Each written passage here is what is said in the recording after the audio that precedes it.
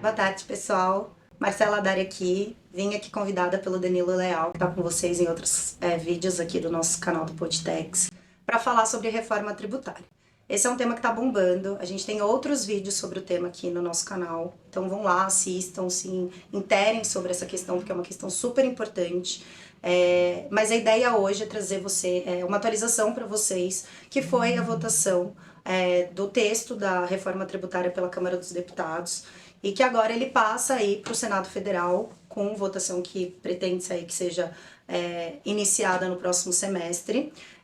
Lá vão acontecer novos debates e possivelmente esse texto vai retornar para a Câmara dos Deputados antes de seguir para uma sanção presidencial. Mas o que isso significa?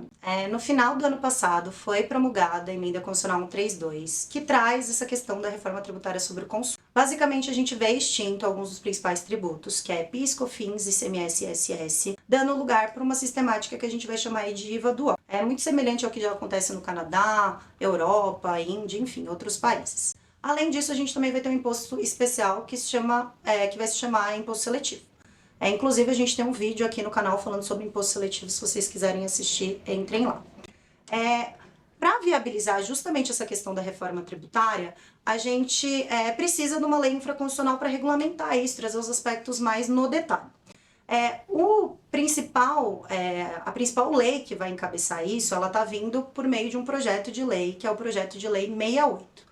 Esse projeto de lei 68, ele foi apresentado em abril desse ano pelo governo federal, depois de um trabalho longo aí do que a gente chamou de grupo de trabalho, que foi encabeçado por vários representantes dos entes federativos.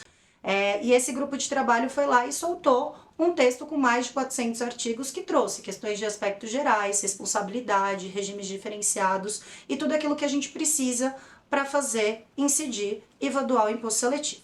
Além disso, a gente também tem o PLP 108, que é um PLP que ele já traz uma questão mais de gestão, de administração do IBS, já que o IBS ele tem a competência dividida, né, entre estados e municípios. Mas o ponto aqui hoje a gente vai falar do PLP 68, porque ele é um PLP que foi a prioridade do governo, justamente porque eles precisam acelerar as discussões, enfim, fazer viabilizar, ser publicado isso possivelmente até o final desse ano, começo do ano que vem. Então, como eu comentei, esse PLP ele foi votado na semana passada, já foi aprovado, ele seguirá agora para o Senado. E o governo, para os trâmites, né, para fazer aprovar esse PLP, ele veio depois de algumas discussões. Então, só retomando, em abril foi apresentado o projeto inicial, com mais de 400 artigos. Para além desse projeto, outros projetos do que a gente chama de iniciativas das frentes parlamentares também vieram, e demandas dos setores começaram a pipocar justamente porque esse texto ele tinha que estar alinhado com acordos já existentes, com regras já existentes, justamente para a gente evitar que no futuro a gente reabra aí várias discussões desnecessárias. Para evitar que esse projeto ele fosse para a Câmara e viessem 1 milhão de emendas, o que o governo entendeu que seria viável? Vamos fazer um novo grupo de trabalho. Esse grupo de trabalho ele vai recepcionar membros da sociedade e esses membros vão tentar aí interagir e trazer suas sugestões para que esse texto ficasse o mais completo possível, para que fosse a votação com uma redação muito mais final. Isso aconteceu durante o final de abril e durante todo o mês de maio, justamente para que esse grupo de trabalho apresentasse um substitutivo que foi apresentado no último dia 4 de julho. Esse substitutivo ele é interessante porque, para além daquilo que a gente já falou de regulamentação do PLP 68 em outros vídeos, enfim, outros materiais aqui do SBZ, a gente destaca alguns dos pontos que foram incluídos que são super importantes. Quais são esses pontos? Por exemplo, eles incluíram lá uma previsão de que não vão ser considerados contribuintes do IVA dual aquelas pessoas que a gente chama de nanoempreendedores. Quem são os nanoempreendedores? São aquelas pessoas físicas que faturam até a metade do que a gente considera do MEI, então dá R$ 40.500. A figura do MEI ela vai ser mantida no contexto pós-reforma tributária, que são aqueles recolhimentos que a gente recolhe parte em tributos federais e parte do que vai ser esse IVA dual, então até 80 mil esse regime está mantido. Além disso, também não vão ser considerados contribuintes fundos de investimento FIAGRO e fundos de investimentos imobiliários. Foi uma demanda do setor, ela foi atendida. se tanto o nanoempreendedor quanto o FII Agro e os FIIs, eles podem optar por ser contribuintes se a operação deles assim fizer sentido. Outra questão interessante, imposto seletivo. A gente já tinha um rol de mercadorias que estavam sujeitas à incidência dele já naquela redação originária. Essa redação ela vai lá e inclui. Quais são essas inclusões? Concursos de prognósticos, fantasy games, veículos elétricos passam a estar sujeitos ao imposto seletivo e eles retiram agora os caminhões, que eram uma das NCMs que constavam lá no anexo. Contratos públicos. Foi incluída uma previsão de fato gerador do IVA dual para ser realizado no pagamento desses contratos públicos e não mais na prestação de serviço como uma regra geral. Isso também é interessante. Outro ponto importante é uma redução do prazo para apreciação dos pedidos de ressarcimento, especialmente para aqueles contribuintes que têm algum programa de conformidade conforme regras que constam lá da regulamentação. Para essas pessoas, antes o prazo era 60 dias, passa a ser 30 dias, demais casos que eram 270 dias vão ser 180 dias. Então, foi um apelo aí para que isso pudesse ser acomodado. Tampões higiênicos, absorventes, coletores, eles deixam de ter a redução de IVA dual de 60%, vão para alíquota zero, que também é uma pauta super importante. Houve uma menção de RECOFE, que é um regime aduaneiro especial que não estava expressamente previsto, agora eles incluíram. E um outro ponto importante também é uma obrigatoriedade das plataformas digitais de apresentarem informações relacionadas aos seus fornecedores naquelas operações que elas intermediarem. Existem outros pontos que também são importantes, o texto é muito grande, é importante a gente acompanhar, é importante a gente analisar tudo isso que foi alterado, mas uma questão que eu coloco aqui, que eu acho que é a pergunta que fica, que é: Marcela, aquele texto que a gente já conhecia de abril, com essas novas inclusões e outras que também servem mais para ajuste de redação e outros pontos importantes, por exemplo, como split payment, mas se eu ficar aqui eu vou ficar 1 hora falando com vocês, mas foi esse texto que foi aprovado na Câmara dos Deputados?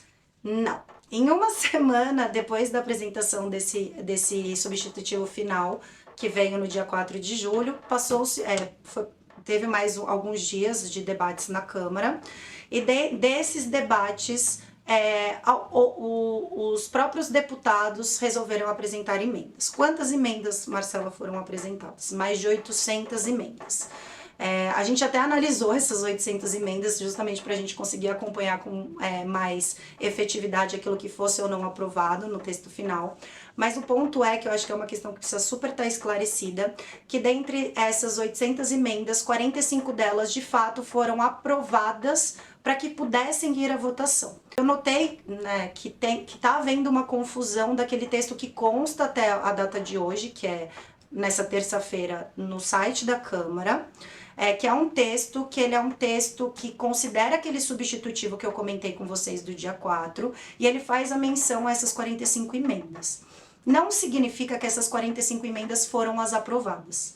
Dentre essas emendas, elas só foram para votação porque era inviável no tempo que eles estavam esperando, especialmente o presidente da Câmara, o Lira, apreciar e analisar 800 emendas. Então, o que eles fizeram? Eles separaram 45, e essas 45, junto daquele substitutivo que foi apresentado no dia 4, elas foram votadas, elas foram à votação. Mas não foram todas essas emendas que foram aprovadas. Esse relatório, esse documento que você consegue achar na Câmara, ele foi disponibilizado mais ou menos por volta das 7 horas da noite, na semana passada, e a votação aconteceu 10h30. Depois dessa votação, o texto final ainda não foi disponibilizado no site da Câmara, a gente está acompanhando justamente para pegar esse texto final, para a gente conseguir fazer nosso informativo e para repassar as informações com mais assertividade, mas o ponto é que a gente, pelo ao vivo e por aquilo que já foi divulgado na Câmara dos Deputados, a gente sabe que passou. Além do que eu já comentei, a inclusão de carnes, queijo, sal e peixes na cesta básica, houve uma ampliação das hipóteses de cashback, uma determinação importante que todos os medicamentos que não estão listados lá na alíquota zero, eles passam aí para redução de 60% do IVA dual, e além disso também houve uma previsão de que os turistas estrangeiros eles podem contar com a devolução do IVA dual, que é o que a gente já vê um pouquinho lá no exterior, agora vai passar a acontecer aqui no Brasil também. Então é isso, acho que o ponto principal que a gente tem aqui agora estamos aguardando a divulgação desse texto final, para a gente elaborar aqui nosso informe, vocês vão poder consultar isso depois nas nossas redes. E a gente vai ter que acompanhar agora esse texto que ele vai para o Senado, novos debates vão acontecer no Senado, possíveis emendas vão surgir lá, vetos, enfim, ainda vai ter muita mudança, ainda vai ter muita discussão em relação ao tema da reforma, e por causa disso a gente super recomenda acompanhar esse tema de perto, que as empresas principalmente vejam quais são os impactos da reforma tributária, para que justamente por ainda ter esse espaço para debate, elas possam trazer participar ativamente de eventuais debates, para que no futuro a gente evite alguma discussão judicial. Mas o ponto é esse, eu acho que era isso que a gente queria atualizar vocês. Continua acompanhando aqui nosso Podtext, que a gente vai sempre estar trazendo esse tema da reforma tributária e outros. E nos vemos nos próximos episódios.